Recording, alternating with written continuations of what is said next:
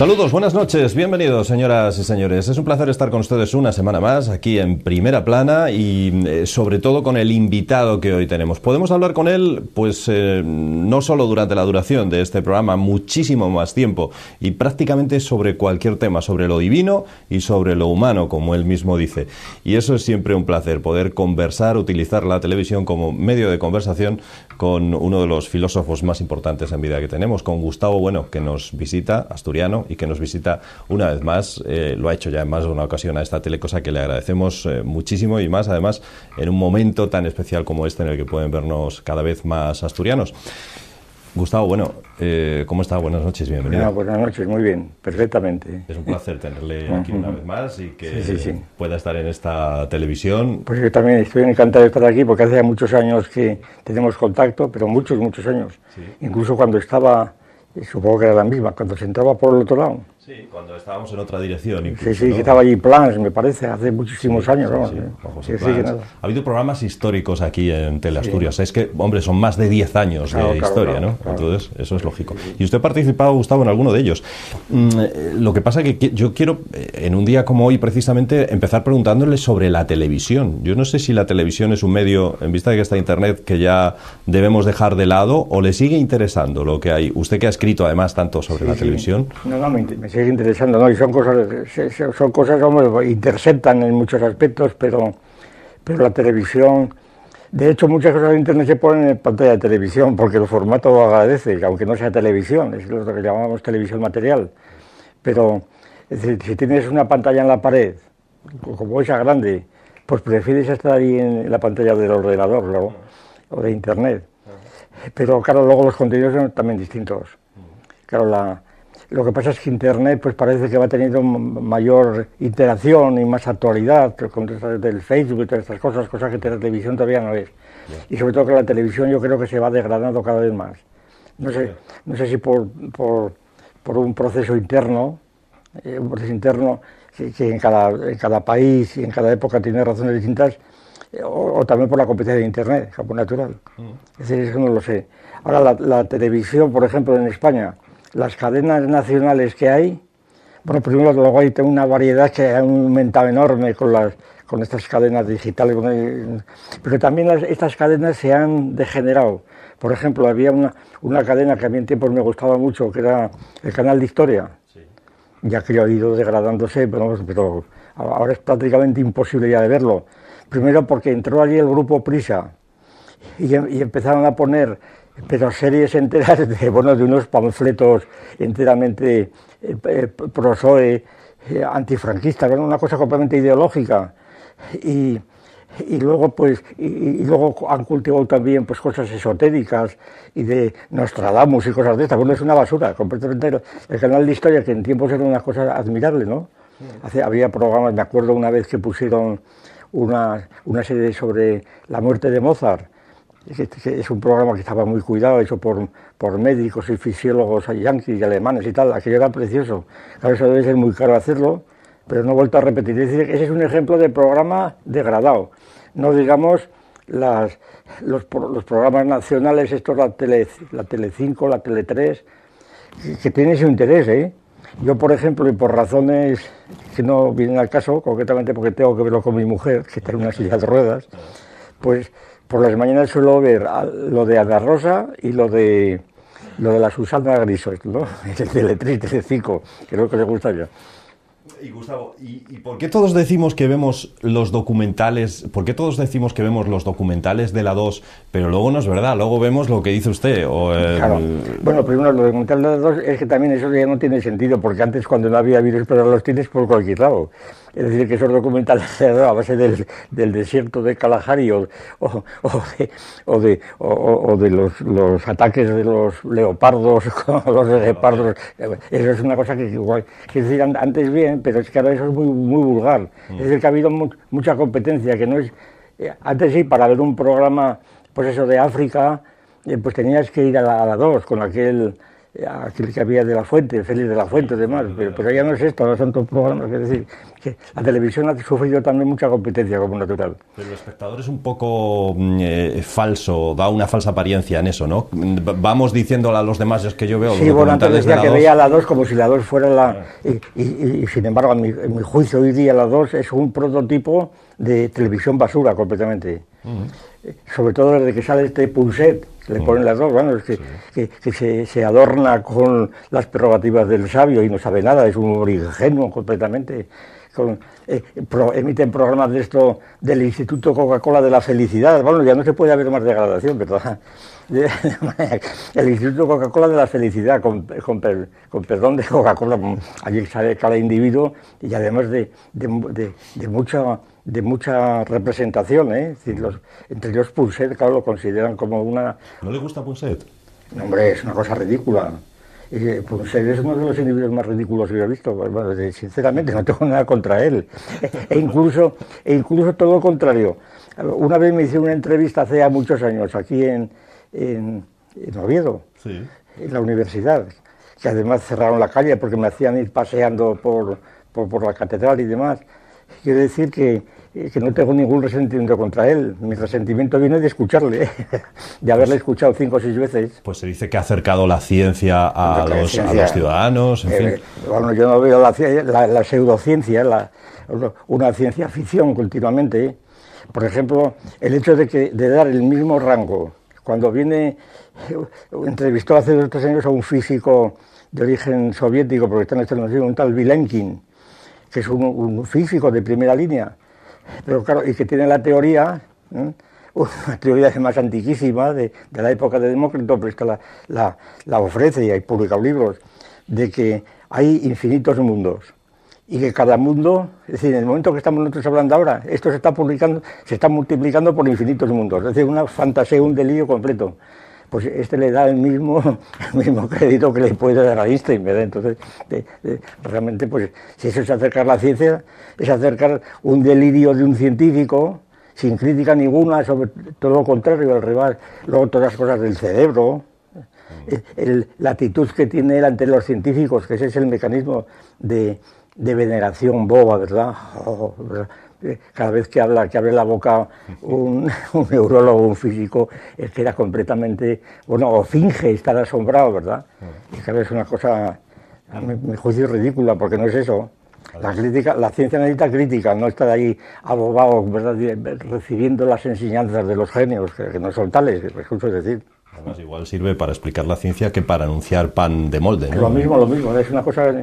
Es decir, que no, la 2 es un... Y luego, bueno, y en la 2 hay una serie de individuos allí agazapados, desde hace muchos años, que consideran como lo más alto de la cultura unas frases que te dicen, por ejemplo, antes de programas o de vez en cuando, una especie de pensamientos pseudofilosóficos cursis, ridículos, ¿verdad?, bobos, ¿verdad?, y están metiendo ideología de ese tipo sin cesar.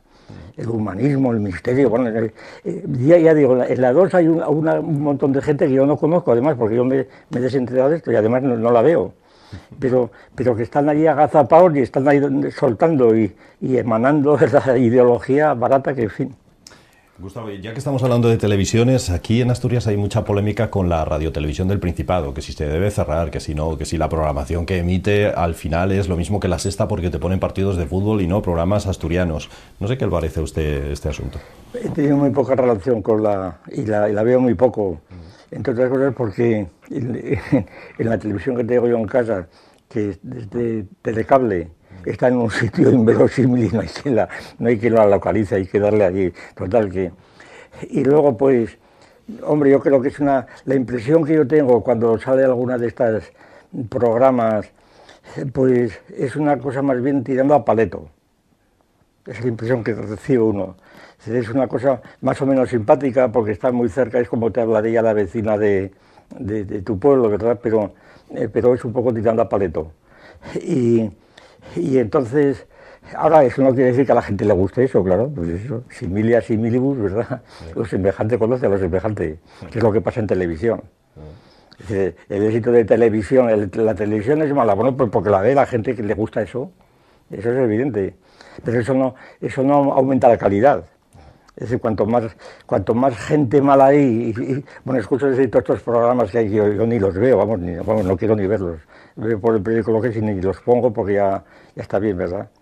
Este montón de cuestiones que hay, estos programas, pues deben ser de Telecinco, estos supervivientes, cosas de estas, bueno, es una realities. Cosa, reality, bueno, reality o el Gran Hermano fabricados expreso para eso, claro.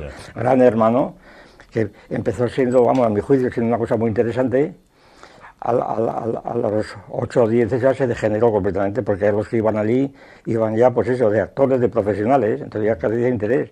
Tenía interés el ver cuando salían aquellos primeros, pues a cuerpo limpio, a ver lo que pasaba allí, desconocido para ellos y para todos, que cuando ya sabían lo que eran, y entonces van allí en plan profesional y no tiene interés. Claro. Es curioso, es verdad que usted defendió, cuando muchos otros escritores, filósofos, críticos de televisión criticaban duramente Gran Hermano, usted lo defendió casi. Sí, yo defendí mucho, luego me desconecté de ello, me desconecté cuando vi que degeneraba, pero al principio era muy interesante, claro, el experimento, pero en fin. ¿Se deben cerrar las televisiones autonómicas? ¿Es una forma de recortar gastos, cree usted? Hombre, yo creo que una de las primeras formas sería, eso sí, lo que pasa es que produciría unos efectos, pues, la televisión hoy día e Internet, pero la televisión tiene una función social fundamental, que es, para decirlo en una fórmula clásica, es el opio del pueblo actual. Es decir, sin eso la gente no sabe qué hacer. Es decir, ¿qué se puede hacer con, pues eso, los fines de semana, pero diariamente hoy día, con millones de individuos que salen del trabajo y no saben qué hacer? Pues antes iban a misa, bueno, primero había menos gente, había mucha menos gente, pero es que ahora hay mucha gente. Y entonces, ¿cómo entretener a esta gente? El fútbol es una gran solución, pero el fútbol, claro, absorbe mucha gente, pero un porcentaje muy escaso pues qué sé yo, el 10% o menos. Es decir, que el fútbol no resuelve las grandes masas y las grandes ciudades. ¿Sí?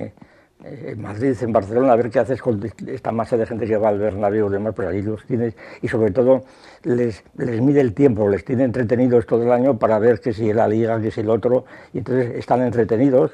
Lo que antes era el calendario de santos, ¿verdad?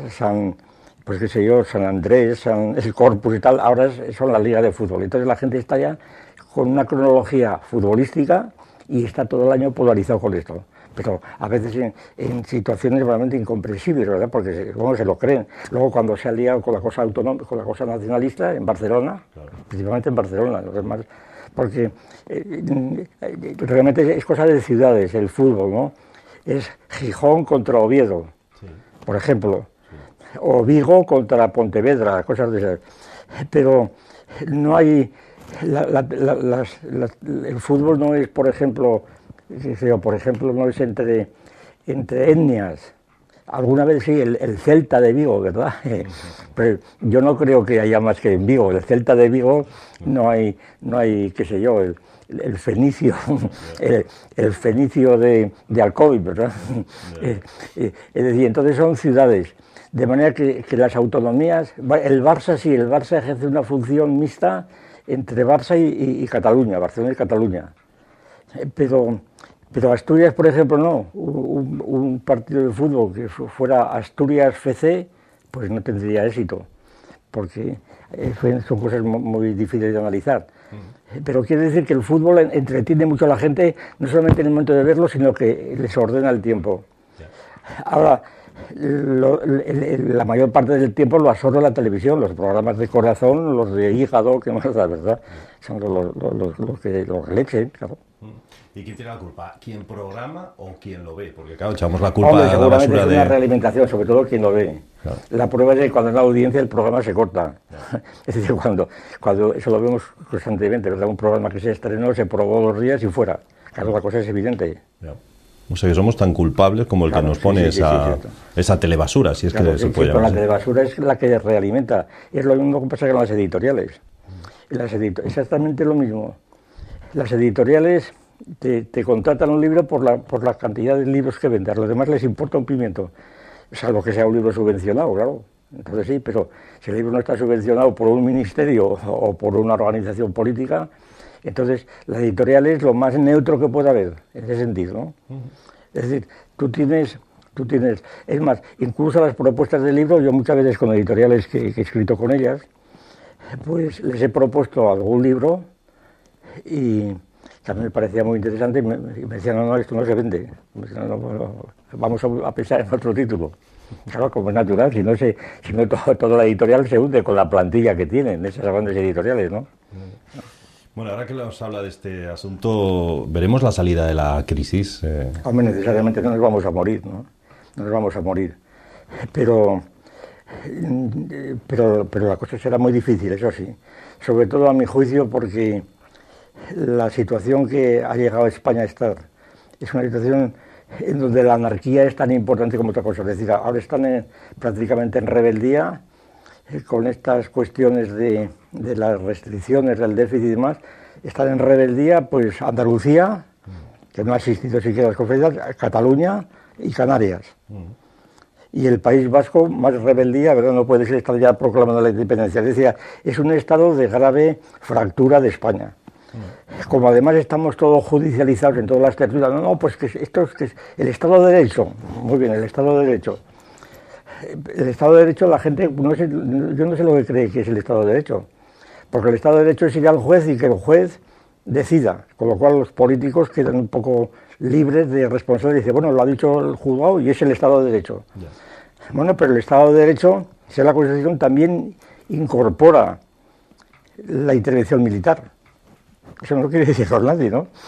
Es decir, dentro del Estado de Derecho español se podría movilizar el ejército en caso de una rebeldía grave de una autonomía. Llevar allí, meter los tanques en Bilbao, en Barcelona, lo que fuera. Claro, esto es el Estado de Derecho, señor mío. Eso está también dentro del Claro, el Estado de Derecho no es solamente la no violencia. Claro, el Estado de Derecho es cumplir la ley y la Constitución está que la misión que tiene el ejército de mantener la unidad nacional. Ahora, en eso no piensa nadie, claro, porque son palabras mayores, como natural. Pero es que lo contrario, el peligro de que países europeos, con estos demás, pues reconozcan un día Cataluña, o reconozcan al País Vasco. Eso iba a preguntarle, ¿llegaremos a ver la independencia del País Vasco o de Cataluña? Pues depende de cómo se muevan ellos y los de aquí y los de Europa. Desde luego, los enemigos nuestros están en Europa, de toda la vida. Es decir, España ha sido una potencia sumamente antipática. Pues, por ejemplo, este caso que ha habido estos días en Francia, ridiculizando al ciclista. Esto es un periódico, desde luego, pero es un síntoma más, porque en Francia tuvo mucho éxito. Es decir, España siempre es una ambivalencia, por una parte, por toda la historia, claro. Toda la leyenda negra contra España viene de Francia, principalmente. La leyenda negra que sigue viva y sobre todo se la han tragado los españoles. Todas estas cuestiones que hablamos ahora de la cultura y del progreso y del anticlericalismo, estas discusiones que hay, por ejemplo, en las Cortes, estos días, esta mañana he visto una discusión en el Parlamento en Madrid entre una diputada del PSOE y el ministro de Justicia sobre los derechos de la mujer el derecho de la mujer a la maternidad, que es como lo presenta Gallardón. Sí. Bueno, pues la individua esta del PSOE estaba diciendo, y es que ustedes deben ser el PP, ustedes lo que quieren es defender una posición de la Iglesia, que es lo que dijo Rubalcaba el otro día, de cada oveja con su pareja, el PP, la derecha, como dice él, con los obispos, y nosotros, pues... Con los sindicatos. Con los sindicatos. Bueno, claro, estos son planteamientos completamente indoctos. En el caso de Rubalcaba, cínicos, porque Rubalcaba es inteligente y sabe que lo dice porque tiene que decirlo. La señora esta que he oído hoy es por puro analfabetismo. Decir que lo del aborto es una cuestión religiosa es completamente indocto, porque eso se discute desde Aristóteles. Es decir, eso es muy anterior a la Iglesia Católica, a la existencia de la Iglesia Católica. Es una cuestión distinta. Y sin embargo, esta gente analfabeta completamente, como pasa con estas feministas que están ahora con las cosas del idioma, ¿no? Como son analfabetas, es decir, no saben, han leído muchas cosas, pero tienen un cacao en la cabeza, no tienen criterio, pues lo interpretan de un modo y siguen adelante. Y Y naturalmente esto se propaga en manifestaciones, se realimentan y no hay forma de... Es imposible discutir con ellos, es imposible. Es uno de los efectos que yo veo más graves en nuestra situación, que no se puede discutir, no se puede hablar. Es decir, cuando Rubalcaba, por ejemplo, o muchos otros, ¿verdad? Sí. Con el asunto este de, ¿cómo se llama? La Ibercaria, sí. Eso de Andalucía. En Andalucía, sí. Donde se han puesto los vídeos de la directora de esa entidad, nos han puesto los vídeos donde hay unas secuencias que son completas, que entiendes perfectamente, que es una discusión entre la señora esta, la directora, y el otro, donde está diciendo, hazme estos informes falsos. Hombre, yo no puedo, no, es que esto es cuestión de ética y tal. Se ve claramente, se ve enteramente la conversación. Bien, esto resulta que, claro, esto que te ponen es un fragmento de un vídeo que tiene, por lo visto, no sé, 13 o 14 cortes. Los cortes son los que hizo el propio juzgado para trocear el vídeo. Entonces, cuando oyes a Rubalcaba y a otros, a un tal Carmona, un periodista que habla, cuando dice, no, es que tiene cortes, está manipulado. Coño, está manipulado porque lo manipuló el propio juzgado porque no te van a meter todo el vídeo que dura no sé cuánto tiempo. Entonces, tú te das cuenta que está mintiendo completamente, que está queriendo disimular. Y entonces, un individuo que juega sucio, con eso no se puede hablar. Decir, bueno, yo me doy la espalda y diga usted lo que quiera. Y esto, lo que ha pasado en España es que no se puede hablar, no se puede discutir. Cuando un individuo te dice, es que usted pues ataca el aborto por clericalismo, a mí no me van a llamar clerical, por ejemplo. Es decir, de toda mi vida he sido clerical. Otra cosa es que yo siempre he valorado mucho a la Iglesia, precisamente porque no soy un neófito ni un converso. Claro. Sí, yo tengo prácticamente 90 años ya. Yo he tratado con muchos curas, obispos, etcétera, y sé que entre el clero hay gente de primer orden, verdaderos sabios, así sabios, ¿verdad? Entonces, cuando has convivido con sabios, tú no puedes decir los curas son estos, pues simplemente que no los has conocido, no sabes lo que es eso. Sencillamente no sabes lo que es eso. Hablaba de lo que está ocurriendo en Andalucía, de todos esos casos de corrupción ya generalizada. Huele realmente mal, huele pero eso se lo niegan en redondo. ¿Ya? Se lo niegan totalmente en redondo los del PSOE, pero en redondo. Precisamente yo estaba estos días escuchando por interés más que nada, pues puramente dialéctico y retórico, a ver qué argumentos dan unos y otros, desde el punto de vista puramente lógico, al margen de los contenidos. Y entonces me he dado cuenta que, por ejemplo, hay una línea de defensa del PSOE, pero radical, hasta el punto de que el que la mantiene se enfrenta con toda la tertulia que son del PP, por ejemplo, en Intereconomía. Entonces, el que defiende al PSOE, que además lo llevan a Intereconomía, para que se vea que hay también libertad y demás. Entonces, la línea de defensa es la siguiente. Bueno, sí, habrá habido ERES en Andalucía, pero esos ERES, primero, no son de Andalucía, son ni del gobierno de Andalucía ni de la Junta, son de una parte. Y esta parte, pues, se va reduciendo y son 5 o 6. Y además, y estos 5 o 6 son corruptos, pero esto queda incorruptible de los demás. Es decir, ahí se aplica un platonismo donde prácticamente se viene a decir, bueno, el PSOE es incorruptible, las esencias son incorruptibles, habrá corrupción, pero eso no afecta para nada de esto. Claro, esto es puro platonismo. Y entonces, con esa vista te niegan todo. Bueno, te aceptan parte, pero te niegan las consecuencias, y entonces pues queda en nada, claro. Y entonces te das cuenta que no se puede discutir porque es mala fe, es una cosa de discusión de mala fe. Ya.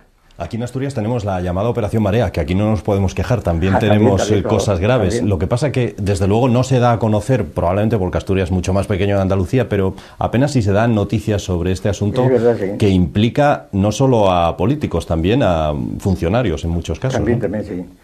Hombre, yo defendí al principio, cuando empezó el asunto, yo defendí en público, alguna vez que me hicieron alguna entrevista, a Río Pedre. Lo defendí porque yo simplemente conocía los primeros datos, que Río Pedre, tal, cuando empezó. Sí. Río Pedre yo lo había conocido pues de la siguiente manera, que un día, no me puedo precisar qué año sería, años 70, sí, bueno, por ahí 70 o 72, que llega un día un señor a la puerta, llama a la puerta, era en mi despacho, abro, y nada, era Río Pedre, yo no lo conocía. Pues, dice, mire usted, yo soy, bueno, usted dirá, pues yo soy licenciado en filosofía por Alemania, por Ratisbona o por Múnich, no sé. Había sido compañero o alumno de Ratzinger, del Papa. Sí. Entonces me empezó a hablar de Alemania, me di cuenta que estaba al tanto de todo, ahora que conocía muy bien toda la filosofía alemana y demás, y que era un individuo pues, muy bien. Y entonces me dijo, bueno, es que yo vengo de Alemania y yo quería ver si había posibilidad de que venga a hacer la tesis y podía haber aquí algún trabajo. Pues no, encantado, ¿no? Y le nombramos, pues no sé lo que había entonces, ayudante o así. Estuve allí un par de años, luego se marchó, no volví a tener contacto con él, pero conservé una gran... publicó en el Basilisco un artículo, la tesis doctoral sobre Hobbes, me parece, un artículo muy bueno. Pues nada, yo tenía una idea de esto, pues muy bien. Y por su actitud y esto, cuando empezó con esto yo dije, no, Riopedre no creo que se haya enterado de esto, será otra cosa. Luego, claro, a medida que ha ido evolucionando el asunto, pues la cosa es distinta, ¿verdad? Y entonces, pero claro, siempre ocurre, y luego Otero Novas, que es muy amigo mío también, y que por lo visto fue compañero de Riopedre, también le defendió aquí en Oviedo, le defendió varias veces. Sí. Y seguramente por razones de amistad, como pasa siempre. Y entonces, pues, hombre, sí, la relación de amistad, pues naturalmente orientan a una actitud distinta. A mí, por ejemplo, no se me ha ocurrido escribir nunca, incluso cuando me he ido enterando de un artículo contra Riopedre, porque no viene a cuento, y hay otros que, por eso, que no tienes motivos de resentimiento personal. Y decir, no, yo me meto con él porque ha defraudado o lo que fuera, bueno, esto ya es demasiado, claro, porque para eso están los jueces, es decir. Quiere decir que, y yo creo que esto es lo que pasa en Asturias en general, que toda la gente que está, pues tiene muchos lazos con otros, parentesco, amistad, favores, etc., y entonces pues se prefiere, porque lo de la Junta de Andalucía se avivó por las elecciones. Yeah. Si no hubiera, pues durante años y años estaba el PSOE de Andalucía con esto, y sin embargo todo el mundo lo tomaba porque a todo el mundo le interesaba esto, claro. Bueno, lo cierto es que Asturias, además de esa operación Marea, tiene muchas peculiaridades, tanto como que en 10 meses se produzcan 3 elecciones. Es verdad, sí.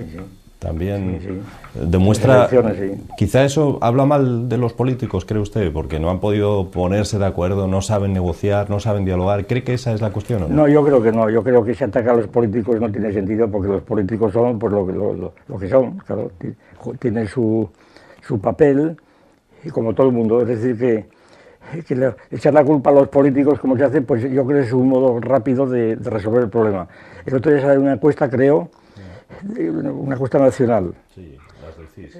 Sí, sobre la lista, la jerarquía de preocupaciones de españoles, los políticos era la principal. Sí. Pero yo creo que esto es simplemente pereza mental de la gente. Como hay que echar la culpa a alguien, pues es el chivo expiatorio. Dice, pues son los políticos, ahora ya está resuelto. Porque además cuando dice los políticos, si el PP piensa en el PSOE o viceversa, y la gente no piensa en nada, y entonces pues son los políticos, ya está resuelto. Eso es pereza mental. Es una cosa de bazofia completamente. Porque no tiene sentido decir los políticos. Es un poco como antes se le echaba al clero, exactamente igual. Estos son los curas, venga a asaltar las iglesias. Es una cosa completamente propia de gente inculta, indocta, etcétera. Es pereza. Y entonces yo no creo que sean los políticos, es que los políticos entre sí, en la democracia plantea unos problemas monumentales. La democracia, pues es un problema por sí misma, ese es el asunto. O sea, son los políticos de la democracia, y como los otros tienen también sus problemas.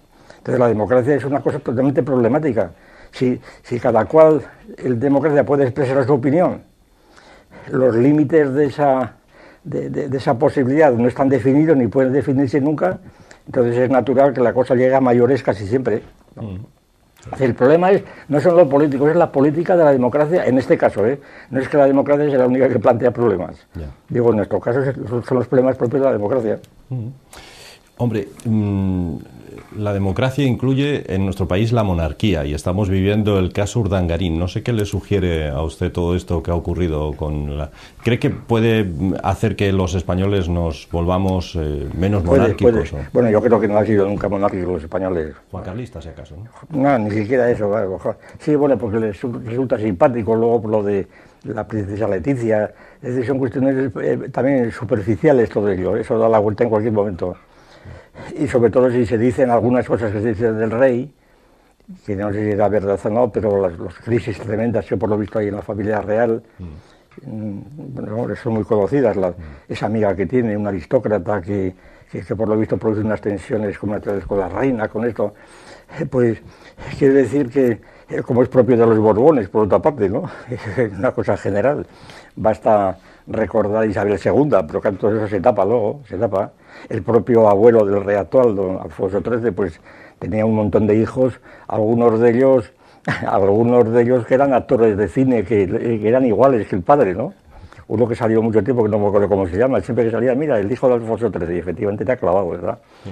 Pues entonces, pero esto a la gente no le da mucha importancia precisamente por la moral democrática. Bueno, pues nada, hombre, pues cada cual tiene derecho a hacer lo que quiera, tal y cual, ya está, con eso está todo resuelto. Entonces, que el rey tiene un amante, pues muy bien, que la tenga, y la reina, pues que se aguante, ¿verdad? O que se divorcie, pero claro, divorciarse... y luego puede decir, todos somos iguales, hombre, todos somos más iguales y unos más que iguales que otros, claro. Porque viendo el caso Urdangarín, somos todos iguales ante la ley. El caso de Urdangarín, pero es que realmente no somos iguales, esa es la cuestión.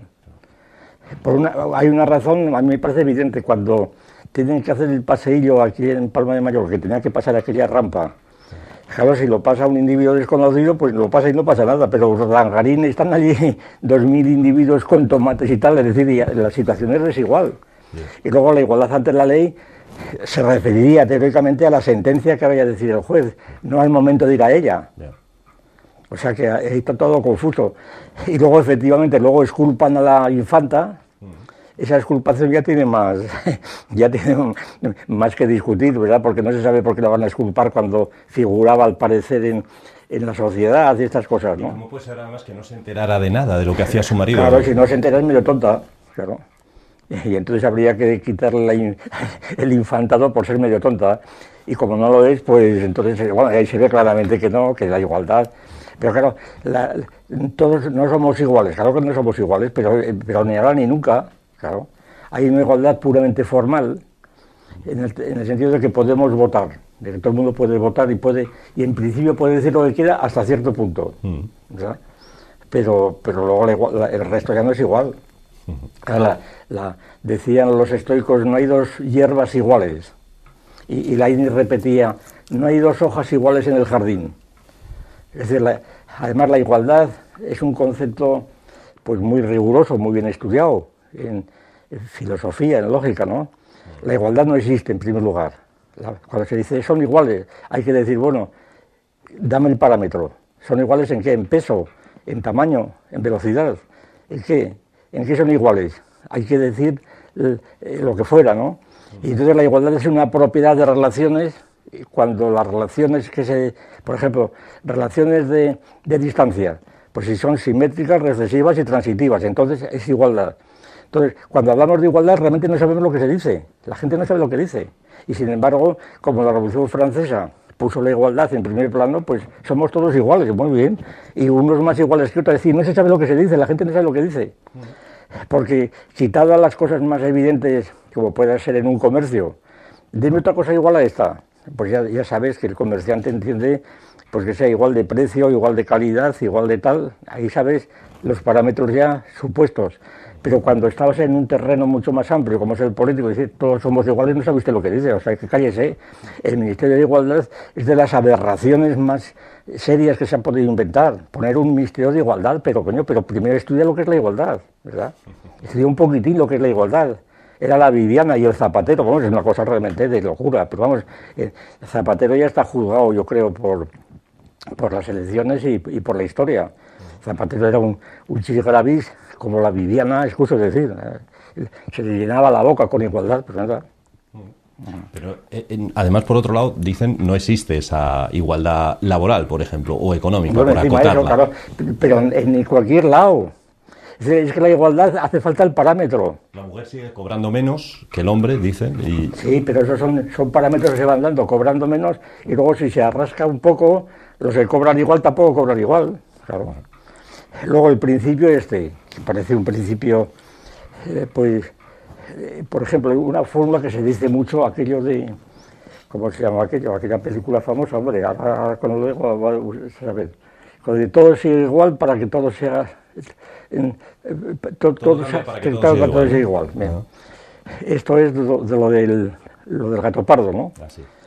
Bueno, el que dice esto y lo repiten una y otra vez los periodistas y tal, demuestran sin darse cuenta que ellos que no han estudiado ningún capítulo de la teoría de las transformaciones, porque la transformación idéntica es precisamente cuando coges un cuadrado y empiezas a darle vuelta, ¿verdad?, un giro de 360 grados, todo sigue igual porque sigue siempre diferente. Es decir, que es una transformación idéntica, eso no tiene nada, eso siempre ocurre así, la transformación idéntica. Como la gente no tiene ideas abstractas, pues queda asombrado, dice, todo es igual, hay que ver qué profundidad da el gato pardo. Coño, estoy diciendo una evidencia vulgarísima completamente, conocida enteramente, ¿no? Y así y la igualdad es lo mismo. Son evidencias vulgarísimas, pero que la gente, como desconoce cuál es la estructura de esto y no piensa, simplemente repite fórmulas, pues ya está. Ministerio de Igualdad, ala, a ver qué pasa. Es decir, que en este otro principio, la igualdad consiste en que a las cosas desiguales hay que darles desigualdad de trato. ¡Qué barbaridad! Eso es fascismo, no sea usted imbécil, ¿no? Eso es lo que llama la igualdad geométrica. Es decir, aquella interpretación de la igualdad aritmética que se atribuía a los primeros revolucionarios, es decir, todos los franceses son iguales, venga, todos vestidos del mismo modo, igual que vivieran antes que en Marsella, ¿verdad? Hombre, no, porque allí hace mucho frío, aquí hace otro calor.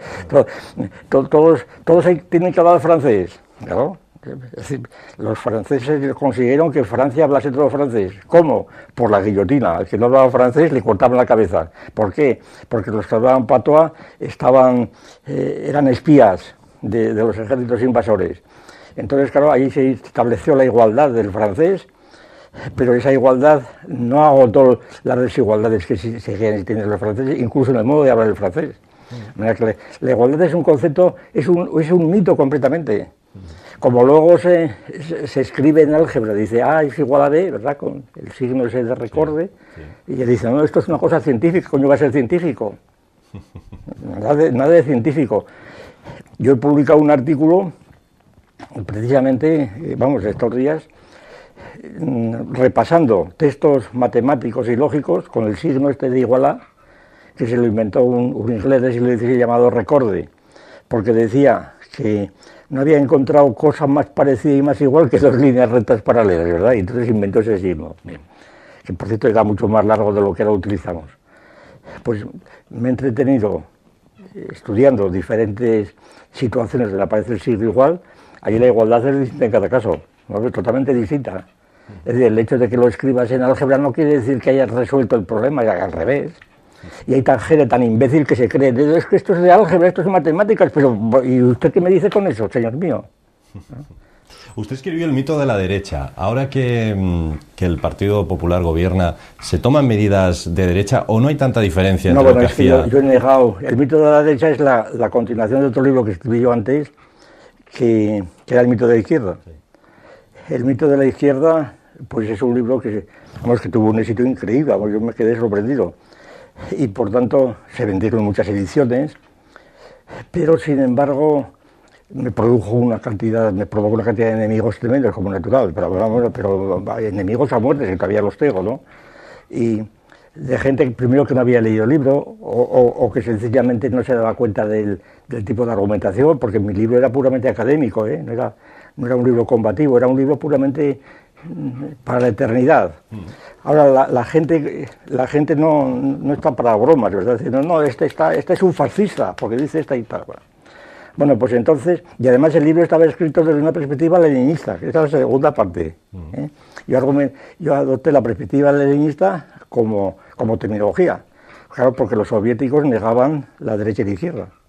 y Marx y Engels negaron, y Lenin, etcétera, y Stalin y Mao negó la derecha e izquierda. Era una cosa del capitalismo. Ahora, como de esto la gente no se entera, entonces siguen con derecha e izquierda, y entonces es una división totalmente artificial. Es como si dividiéramos a España, pues qué sé yo, en rubios y morenos, ¿verdad? La España rubia y la España morena. Es que yo soy rubio, yo soy moreno. No tiene más profundidad la distinción de izquierda y derecha en España ahora. Y según ese mito de la derecha, las medidas que está adoptando el gobierno del Partido Popular, ¿usted cree que lo son tal cual? O... Pues sí, primero son muy parecidas a las que adoptaría Rubalcaba. Eso iba a decirlo, pero es que no se diferencian entonces claro, de partidos de izquierda. Pero si es que no hay izquierda ni derecha, si es que tienes que hacer todo lo mismo. Si es que desde el punto de vista político las diferencias son más bien para mítines y demás, ¿verdad? Por eso tienen que sacar a la Iglesia, porque la Iglesia, claro, lo que se llama la derecha suele ser los que admiten la Iglesia, ¿verdad? Y entonces la conferencia episcopal, que dicen esto, entonces de derecha el criterio de la conferencia episcopal. Claro, menos cuando sale Lutero o cuando sale lo que sea, entonces ya la cosa empieza a poner rara, ¿no? O como sale el padre Maciel o lo que fuera, ¿no? Entonces, pero claro, la conferencia episcopal no es el criterio de la derecha. Primero porque toda la Iglesia, además, sobre todo últimamente, con todo esto de la JOA y demás, pues tomó un rumbo completamente izquierdista y no digamos la teología de la liberación. Es decir, que entonces no es... Y la teología de la liberación, pues será defensora del terrorismo. Yo he hablado con el padre Yacuría, uno que fusilaron en El Salvador, he tenido mucho trato con él en tiempos, y este pues había tenido contactos con la ETA además. Y yo le dije un día, pero bueno, pues hablaban del pecado objetivo, refiriéndose a América, ¿no? No es que la sociedad está en pecado objetivo, no subjetivo, es que el pecado objetivo, porque se ha descristianizado y es el demonio objetivamente. Bueno, ¿y entonces qué hay que hacer con ellos? Pues hay que arrasar el pecado objetivo. ¿Pero cómo lo arrasas? Pues le digo, ¿tú cogerías la metralleta? Y me dijo, si era preciso, sí.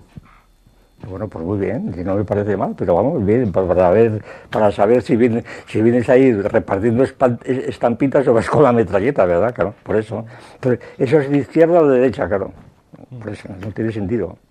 Otro de los fenómenos que hemos vivido, Gustavo, estos últimos meses tiene que ver con los movimientos callejeros del 15M. Ah, bueno, sí. Que algunos vieron como un símbolo de libertad y de una ventana que decían, ese tópico de una ventana que se abre para que entre aire fresco y tal, pero que luego quedó en nada, ¿no? Claro. Bueno, el aire fresco también tiene bemoles, porque dice, una corriente de aire fresco, coño, si hace mucho frío, mejor que no entre la corriente de aire fresco, ¿no? Eso se repite, es una cosa inglesa que se repite, entró como una corriente de aire fresco. Bueno, pues vaya, digamos un poco más, ¿verdad? Pues, no, hombre, lo del 15M yo me metí mucho con ellos, tuvimos teatros críticos y artículos y tal, porque sobre todo yo lo que me parecía, y traté con algunos de ellos y los vi en televisión muchas veces, me parecía una partida de gente analfabeta prácticamente. Además me acuerdo que escribí un artículo porque me recordaron enteramente unos movimientos de albigenses más que había en Francia en el siglo XII y XIII, ¿verdad?, que era exactamente lo mismo. Era una protesta prácticamente nihilista, lo que se llama ahora antisistema, basada sobre el concepto de la representación, que no se habían ni molestado saber lo que era la representación, ¿verdad? Y entonces, como no conocían nada, citaban a Rousseau, pero no habían leído, porque Rousseau es el crítico principal de la democracia, Rousseau, la democracia representativa. Es decir, que entonces era una gente tan analfabeta que decir, bueno, mire, vengan ustedes a un curso y luego hablamos. Pero primero no puedo, es imposible hablar con ellos. Luego, de hecho, se ha ido deshinchando el asunto, porque fue aprovechado rápidamente por movimientos, el PSOE sobre todo intentó aprovecharlo, Izquierda Unida, ponerse a la cabeza de la procesión, pero eso se hace siempre. Y ya esto se ha ido deshinchando porque el libro que tenían de cabecera, no me acuerdo cómo se llamaba, un belga, el Hugel, no sé cómo se llamaba. Esto es una basura, vamos, este libro es una cosa increíble. Pero claro, pero por eso mismo, este libro, que yo lo he leído y lo he estudiado, esto es una basura, es para tirar la papelera, es una cosa incomprensible, ¿verdad? Como una serie de sandeces vagas, estúpidas, vacuas, puede haber servido para esto, ¿no? Pues porque tenían donde agarrarse, porque no decía nada y cada uno lo interpretaba con su modo. No nos representan. Claro, y luego vienen las elecciones al poco tiempo y votan ahí, pues qué sé yo, 20 millones de españoles, entonces ¿qué pasa? ¿Estás insultando a los demás? Pues no.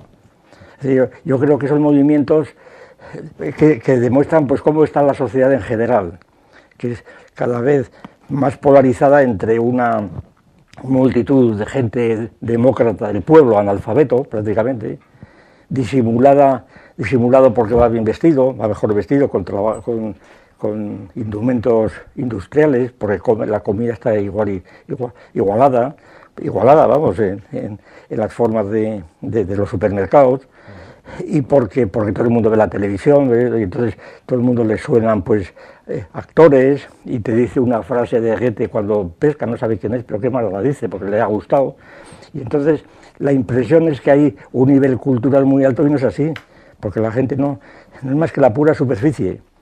Y entonces se ha roto completamente la posibilidad de dialogar, es imposible.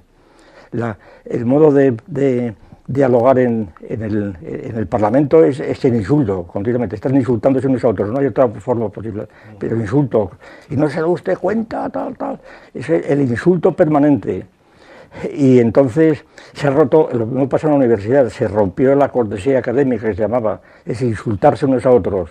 Digo, usted es un majadero, usted es analfabeto, tal. Así no se puede seguir hablando. Pero estos jóvenes del 15M se suponía que estaban bien preparados, titulados universitarios. Pues vaya cosa que me dice. Vaya, el ser titulado universitario, bueno, absolutamente nada.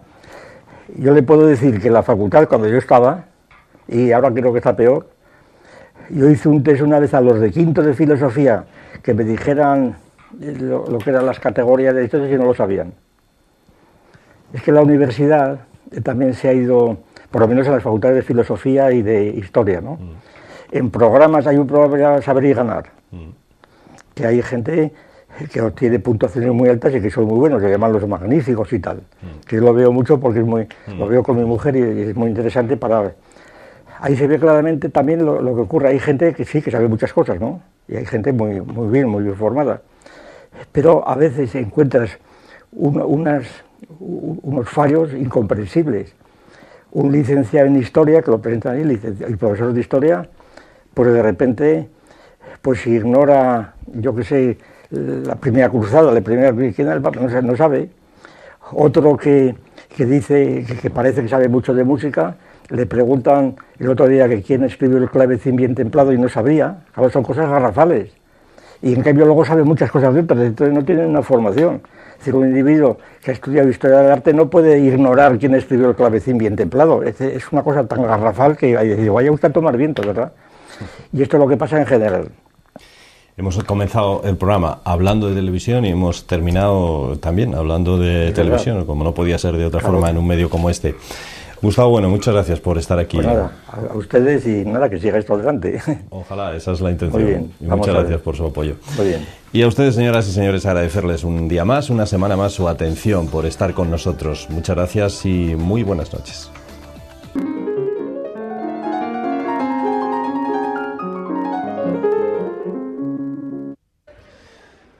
No, no es la causa de todos nuestros males, no. Para nada, el dinero hay que conseguirlo para sobrevivir, simplemente hemos cambiado pues la barra de pan por unos billetitos, el trueque es parte del sistema económico, no tiene que trabajar, es necesario, no nacen los billetes de 10.000 debajo de los árboles, ni los panes. Porque si no, ¿qué haces? ¿Tócate las narices y comete los mocos? Porque se necesita el dinero. Porque hay que comer, supongo, ¿no? Porque no nos dan nada gratis ahora, sin pagar no hay comida, sin comida nos morimos. Es así de simple. Porque somos masoquistas, yo creo. Para sobrevivir, no sé, quizás porque no sabemos nada más que hacer con nuestro tiempo que trabajar. Porque... Olga, venga, ayúdame. También lo gastamos. Que también lo gastamos, entonces, para eso. Pues muchas veces para poder sobrevivir y y otras veces, en casos muy excepcionales, un tanto gilipollas a veces, diría yo, por amor al arte. ¿Se vive para trabajar o se trabaja para vivir? Esa es la pregunta fundamental. No lo sé, yo creo que la gente trabaja para vivir, pero mucha gente vive para trabajar. Entonces, pues, estamos en un mundo totalmente que vivimos para gastar, y también depende de lo que te enseñen en casa. Sobrevivir con lo que puedas, si en tu casa son más pudientes o no, pues yo creo que es también a lo que te enseñen y a lo que te acostumbren. Porque si no, ¿de qué vivimos? Es que esto es lo... Naces y vives para trabajar y te mueres, y es que es un círculo que siempre va así. Por la sociedad, porque si no, ¿cómo vivimos?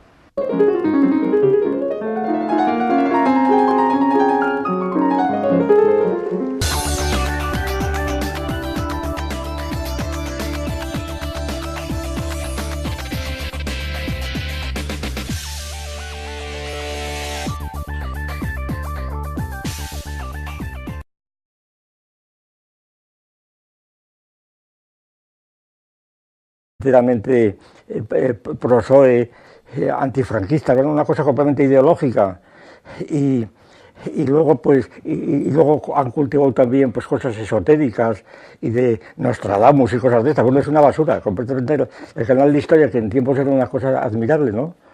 Había programas, me acuerdo una vez que pusieron una serie sobre la muerte de Mozart, que es un programa que estaba muy cuidado, hecho por médicos y fisiólogos yanquis y alemanes y tal. Aquello era precioso. Claro, eso debe ser muy caro hacerlo, pero no he vuelto a repetir. Es decir, ese es un ejemplo de programa degradado.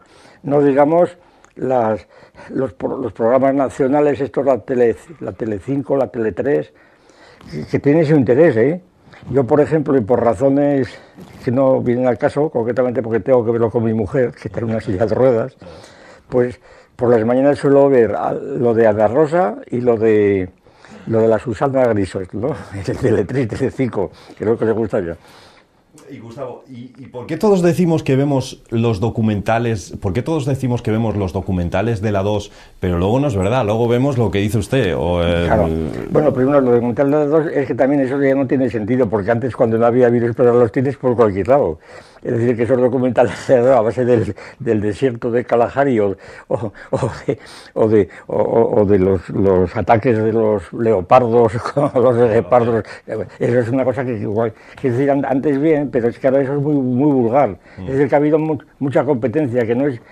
Antes sí, para ver un programa, pues eso, de África, pues tenías que ir a la 2, con aquel que había de la Fuente, Félix de la Fuente y demás, pero ya no es esto, ahora son todos programas. Es decir, que la televisión ha sufrido también mucha competencia, como natural. Pero el espectador es un poco falso, da una falsa apariencia en eso, ¿no? Vamos diciéndole a los demás, es que yo veo los documentales de la 2... que veía la 2 como si la 2 fuera la... Y sin embargo, en mi juicio, hoy día la 2 es un prototipo de televisión basura completamente. Sobre todo desde que sale este Punset, que le ponen las 2, bueno, es que se adorna con las prerrogativas del sabio y no sabe nada, es un humor ingenuo completamente.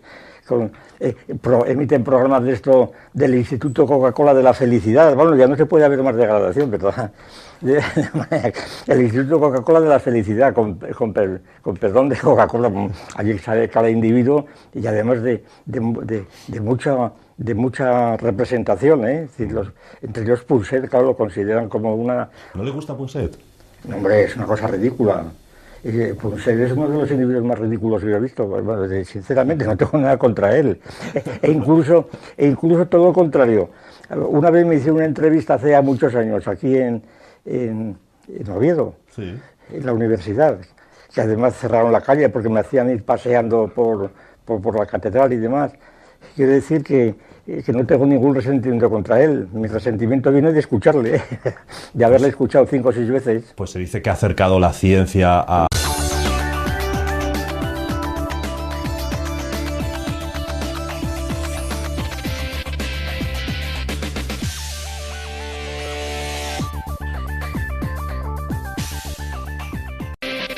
Saludos, buenas noches, bienvenidos señoras y señores. Es un placer estar con ustedes una semana más aquí en Primera Plana y sobre todo con el invitado que hoy tenemos. Podemos hablar con él pues no solo durante la duración de este programa, muchísimo más tiempo y prácticamente sobre cualquier tema, sobre lo divino y sobre lo humano, como él mismo dice. Y eso es siempre un placer, poder conversar, utilizar la televisión como medio de conversación con uno de los filósofos más importantes en vida que tenemos, con Gustavo Bueno, que nos visita, asturiano, y que nos visita una vez más, lo ha hecho ya en más de una ocasión a esta tele, cosa que le agradecemos muchísimo y más además en un momento tan especial como este en el que pueden vernos cada vez más asturianos. Gustavo, bueno, ¿cómo está? Buenas noches, bienvenido. Buenas noches, muy bien, perfectamente. Es un placer tenerle aquí una vez más y que pueda estar en esta televisión. Pues yo también estoy encantado de estar aquí porque hace muchos años que tenemos contacto, pero muchos años. Sí. Incluso cuando estaba, supongo que era la misma, cuando se entraba por el otro lado. Sí, cuando estábamos en otra dirección. Incluso, sí, ¿no? Que estaba allí Plans, me parece, hace muchísimos años. Vamos, Ha habido programas históricos aquí en Teleasturias. Es que, hombre, son más de 10 años de historia, ¿no? Claro. Entonces, eso es lógico. Y usted ha participado, Gustavo, en alguno de ellos. Lo que pasa es que yo quiero, en un día como hoy, precisamente, empezar preguntándole sobre la televisión. Yo no sé si la televisión a los ciudadanos, en fin. Bueno, yo no veo la pseudociencia, una ciencia ficción continuamente, Por ejemplo, el hecho de dar el mismo rango. Cuando entrevistó hace 2 o 3 años a un físico de origen soviético, porque está en Estados Unidos, un tal Vilenkin, que es un físico de primera línea, pero claro, y que tiene la teoría, una teoría más antiquísima, de la época de Demócrito, pero esta la ofrece y hay publicado libros, de que hay infinitos mundos. Y que cada mundo, es decir, en el momento que estamos nosotros hablando ahora, esto se está multiplicando por infinitos mundos, es decir, una fantasía, un delirio completo. Pues le da el mismo crédito que le puede dar a Einstein, ¿verdad? Entonces, realmente, pues, si eso es acercar la ciencia, es acercar un delirio de un científico, sin crítica ninguna, sobre todo lo contrario, al revés, luego todas las cosas del cerebro, la actitud que tiene él ante los científicos, que ese es el mecanismo de veneración boba, ¿verdad? ¿Verdad? Cada vez que abre la boca un neurólogo, un físico, es que era completamente, o finge estar asombrado, ¿verdad? Y claro, es una cosa, a mi juicio, ridícula, porque no es eso. La ciencia necesita crítica, no estar ahí abobado, ¿verdad? Recibiendo las enseñanzas de los genios, que no son tales, escucho decir. Además, igual sirve para explicar la ciencia que para anunciar pan de molde, ¿no? Lo mismo, es una cosa.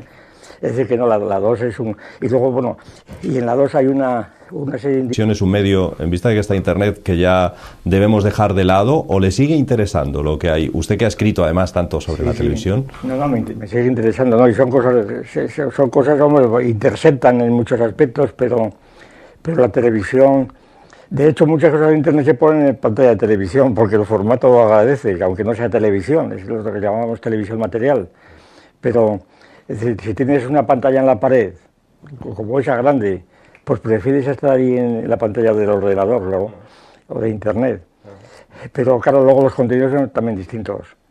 Claro, lo que pasa es que Internet pues parece que va teniendo mayor interacción y más actualidad con del Facebook y todas estas cosas que la televisión todavía no es. Y sobre todo que la televisión yo creo que se va degradando cada vez más. No sé si por un proceso interno, que en cada país y en cada época tiene razones distintas, o también por la competencia de Internet, como natural. Es decir, eso no lo sé. Ahora, la televisión, por ejemplo, en España, las cadenas nacionales que hay, bueno, primero luego hay una variedad que ha aumentado enorme con estas cadenas digitales, pero también estas cadenas se han degenerado. Por ejemplo, había una cadena que a mí en tiempos me gustaba mucho, que era el canal de Historia. Ya que ha ido degradándose, pero ahora es prácticamente imposible ya de verlo. Primero porque entró allí el grupo Prisa y empezaron a poner series enteras de unos panfletos